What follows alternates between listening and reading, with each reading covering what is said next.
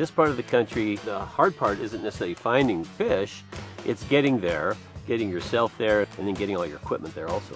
I look at this in three ways. One, it's got to get me and a buddy way back in some of the toughest wilderness in the Northwest. We've got to be able to get all this gear in there and travel with it safely. And it has to be fun, because after all, that's what it's all about. Rob owns a Polaris Ranger, and they're pretty popular around here. A lot of people use them, so I think he'll be looking at this a little more skeptically than I will. Are we going up in this? Oh yeah, that's real steep up in there. I don't know, the last Gator that I was in, I'm not sure it's going to make it up in here. Oh, you.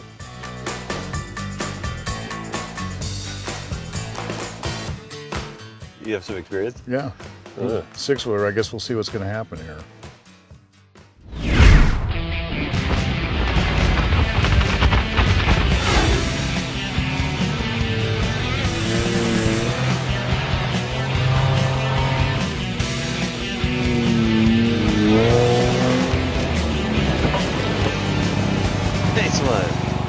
That was amazing. Awesome.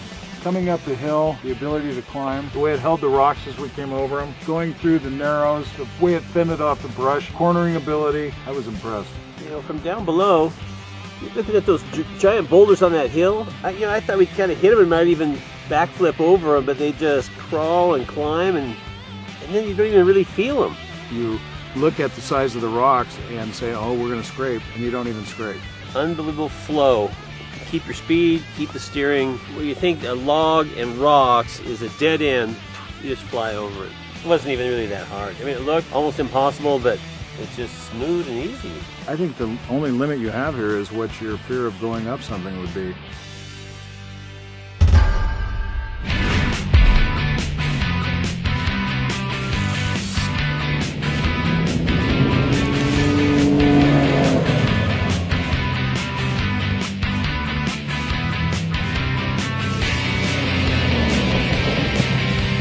Let's go down there. Yeah. I had no idea we'd be out here horsing around like recreational ATVers, except in a utility vehicle. Correct. I mean, you could really get this thing going. It picks up and goes. You know what's cool is just when you're coming across the flats, that thing is all undulated with ruts and washes, and this thing just flies right across it. You'd think you'd just be bouncing out of here, but the suspension just holds real nice, and it's a smooth ride. Good point. We're not only flying across there, we are flying across there with all our gear in here. You forget you've got the stuff in back while you're doing this.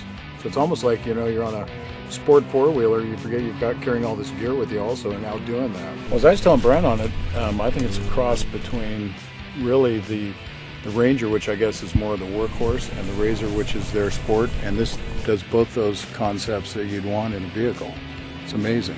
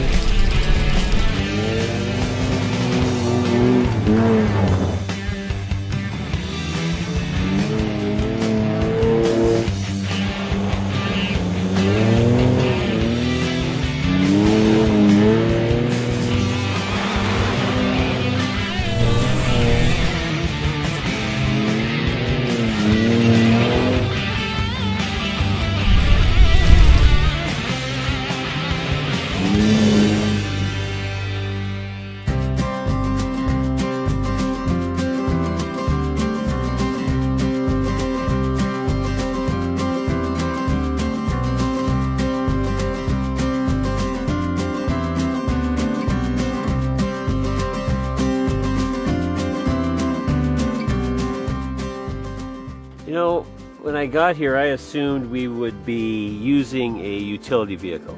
And I was pleasantly and very surprised at the performance aspect of speed, agility, pounding over rocks, going through the big mud puddles and stuff like that. It was very impressive. It's definitely a recreational and very fun vehicle combined with being a great utility vehicle.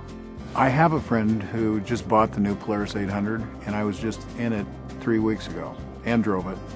I would go back to him right now and say, you should have waited, because this is a superior vehicle. When you push the pedal down and you go up hills and you can go down long roads and get a lot of speed up. Yeah, it's going to surprise everybody that drives it. Brian and I were sitting there at the end of the day going, I want one. It just opens up a lot of country. I mean, there's certainly good places to fish and hunt with traditional vehicles, but if you want to really get back into wilderness and the backcountry, there's probably no better way than a vehicle like this. It is the ultimate off-road vehicle. If you want to have two buddies to be able to sit next to each other, to get out and have camaraderie and enjoy it, I can't think of a better way to do it. Something like this makes the journey fun. With the Gator, getting there is definitely half the fun.